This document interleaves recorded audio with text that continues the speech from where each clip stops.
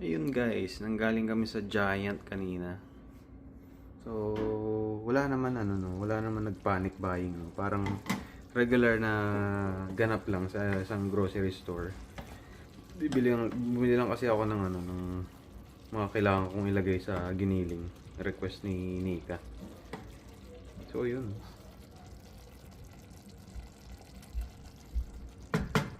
Kain tayo guys.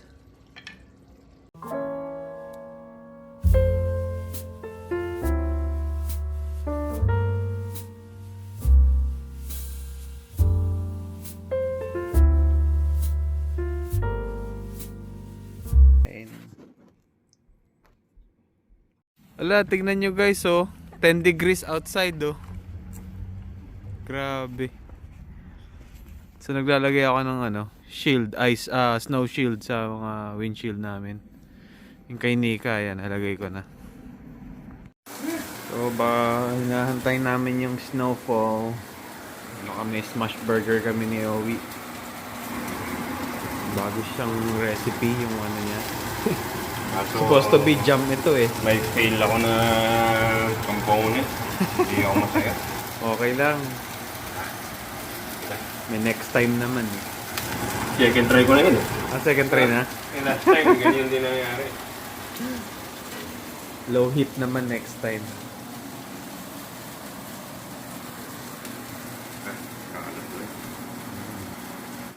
Good morning guys. Medyo kumakapal na. Malakas. Ano yan oh. Yan, 2 inches na yan or 3 inches na. Kaya hatid ko si Nika ngayon sa work niya. Okay, pang kuskus. Check. Snow boots. Check.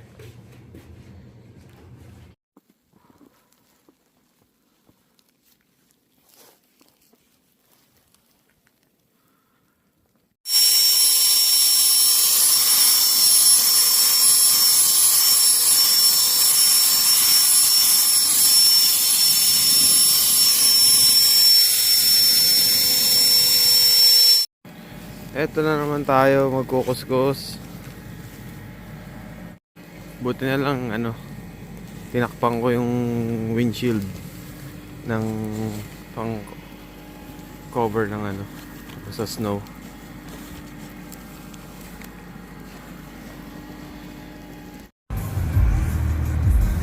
Ayun guys. Teka lang, baka makapiright eh. Ayan na guys, magdadrive na kami. Hatid ko siya. Thank you, babe. Thank you so much. Ayan, kakatid ko lang kay Nika sa work niya. Pauwi na tayo guys. Ang dami pang kalsada na hindi pa na pa-plow. Grabe ang lala ngayon guys, promise.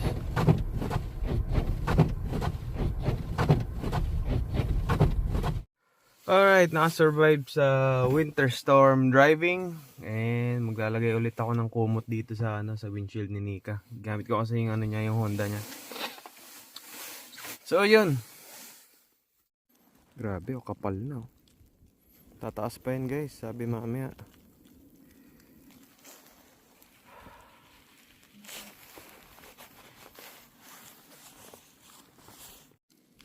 Grabe, last week akala ko wala nang 2 weeks ago, kala ko parang itong winter season may spare na for for gantong mga winter storm. As ito. Hindi talaga ang hirap ma-predict eh. Kaya kung nasa winter winter state kayo na or snowing state kayo, talaga maghahanda kayo sa mga ganitong ganap.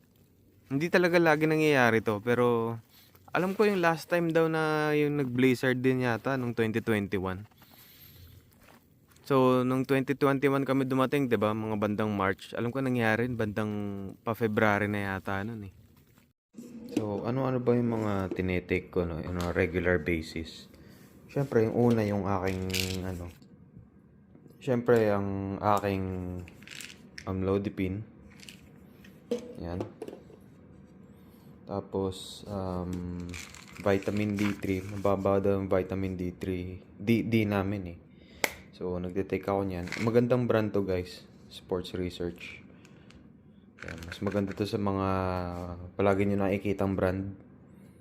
So, na-review ko siya. Mas, ano siya, mataas yung score niya. Yan. So, ano pa ba? Zinc. Titake ako ng zinc. Pero, ano guys, sinacycle ko yan. 3 times a week ko lang siya tinitake. Okay daw kasi i-cycle yung zinc.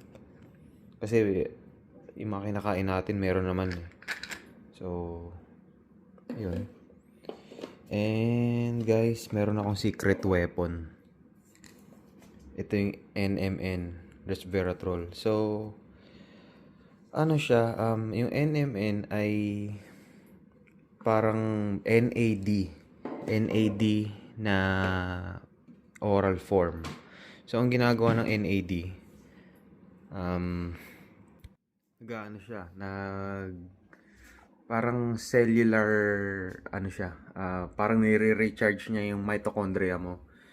So, ano pa lang siya, actually, hindi siya approved ng FDA para maging medicine, pero approved siya para maging supplement. Pero ayun, sinacycle ko siya, 5 times a week ko lang siya tinitake. Ever since na tinake ko yung NMN, which is yung NAD, alam mo yun, parang nawala yung stress ko,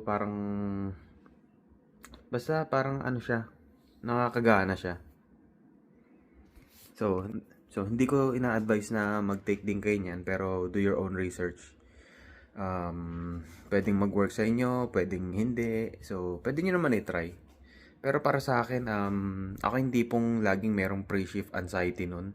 Tapos pag nagwo-work, naalala ko sa rehab nun, parang lagi ako nagwo-worry, mga ganyan. Pero ever since na nag-take ako ng ganyan, parang nawala.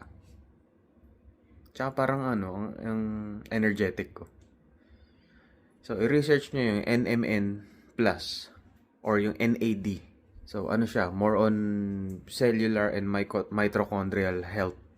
And ano siya, parang antioxidant, anti-aging, yung mga ganyan.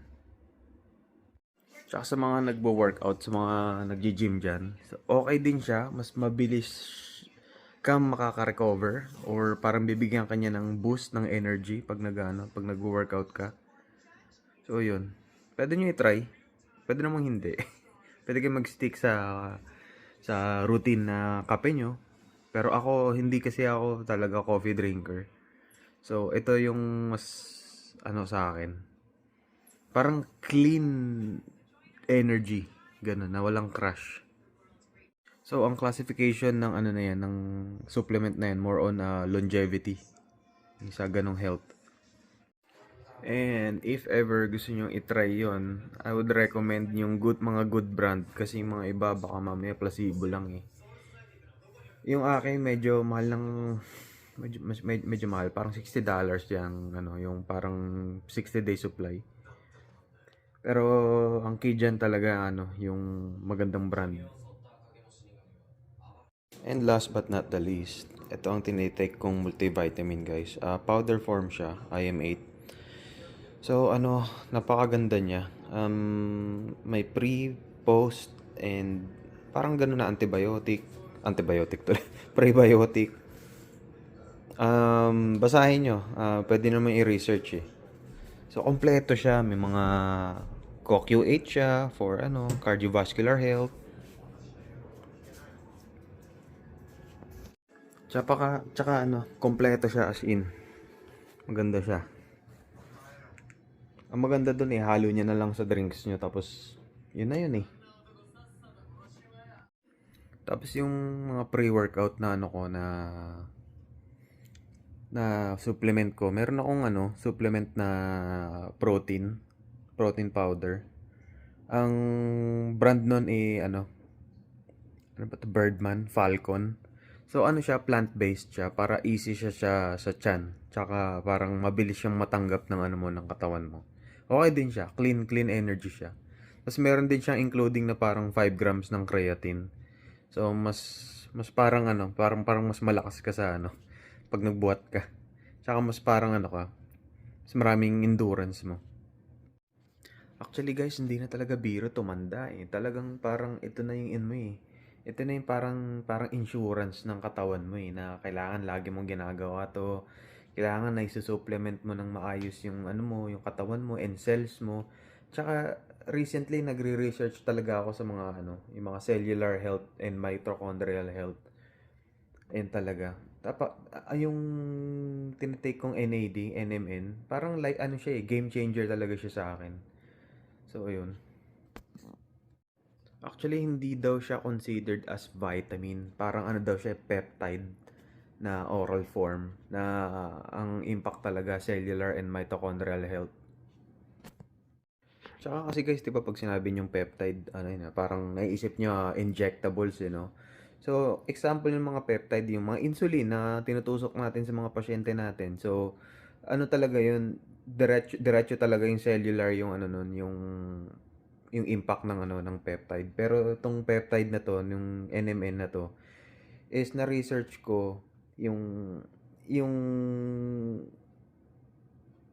yung ginagawa pa lang yata nila tong ano na to, yung meron kasing peptide na NAD pero hindi siya FDA approved. So, marami naman parang trial pa lang yata siya eh. So, sa trial research may mga patients na parang nagre-report na ng ano talagang alam mo yun, gumaganda yung ano nila, yung endurance nila, yung energy nila, pero hindi pa napapasa ng FDA. Pero na-research nila tong NMN ay kung ite-take mo man yung NAD, parang sa tiyan mo nagko-convert muna ng NMN yung NAD. So para ma-absorb ng katawan mo para maging NAD, parang ganun. So, yun yung tinitake ko, yung NMN. Tapos para ma-absorb din siya sa tiyan mo para as peptide, para cellular agad yung yung dating ng supplement na yan. Alright guys, samahan niyo ako, punta ako kila auntie. Naglalakad lang ako. Ang hirap magdala ng sasakyan kasi sobrang dulas. Ayan, naka-spikes na ako guys. Kinabit ko na dun sa snow boots ko para hindi madulas. Grabe oh. Hihingi ako ng pala. Ay, hiram akong pala. Grabe ang lala. Ang lala ngayon. Maghapon to, grabe. Grabe oh, tingnan nyo guys oh. Kapal niyan.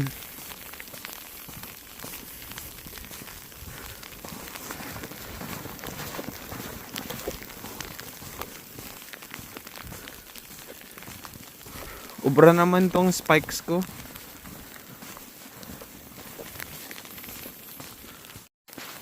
At kamusta naman kayo dyan guys? Sa mga na dyan, tamaan din ng snowstorm. Ingat kayo lahat. Ang hirap pag linggo tumama yung yung snowstorm. Parang wala masyado naglilinis sa sa kalsada. Kaya delikado mag-drive.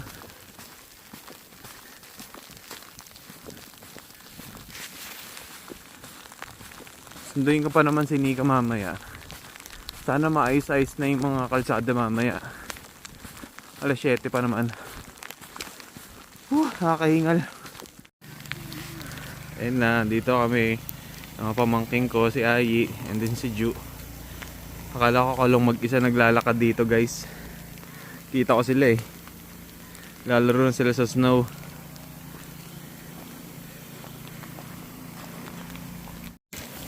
Alam nyo guys, ang lala ng ganito promise, yung tinatawag na wintry mix. Mga parang mixture siya ng ice and snow. So yung snow, yung regular na snow, manipis lang yung bagsak niya. So ito, parang yung bagsak niya maliliit na pellet, parang ganun. Hindi hail pero micro lang talaga na mga pellet. Tingnan to, yan oh, lumatalbog-talbog. Yun ice na may kasamang snow. So, ang lala. Grabe, hindi rin biro oh, para ako nag-gym. Pinala ko yan nung sidewalk nila auntie.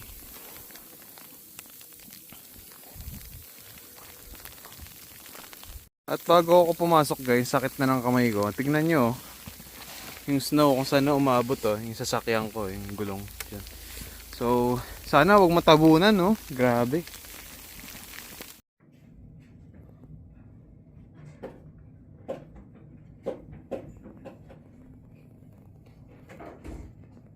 Ayun guys, nakairam ako ng pala kay auntie ko. Mas madali pa mas safe pa maglakad kaysa magsasakyan. Buti malapit lang yung bahay ng auntie ko dito. Ay, grabe.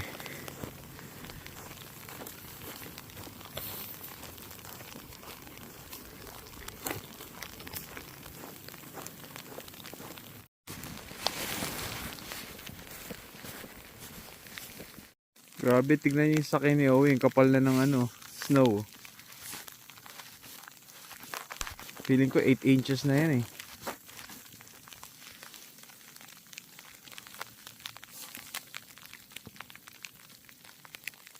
Grabe oh. Alam niyo maganda naman yung snow. Wag lang yung ganito no. Ayoko na ng ganito. Ano to eh? Winter storm, snowstorm, blizzard. Ganyan. Maganda yung snow yung lang, yung dadaan na lang isang oras tapos lusaw na agad. Pero yung ganito grabe oh. Parang pwede ka na mag-skip ng leg day eh. Tsaka back eh. Grabe. So yun lang naman guys, pino-forecast ko lang kung ano nangyayari dito ngayon sa mga natamaan ng winter storm. So ingat kayo dyan. Sa mga nanonood dyan na tamaan din.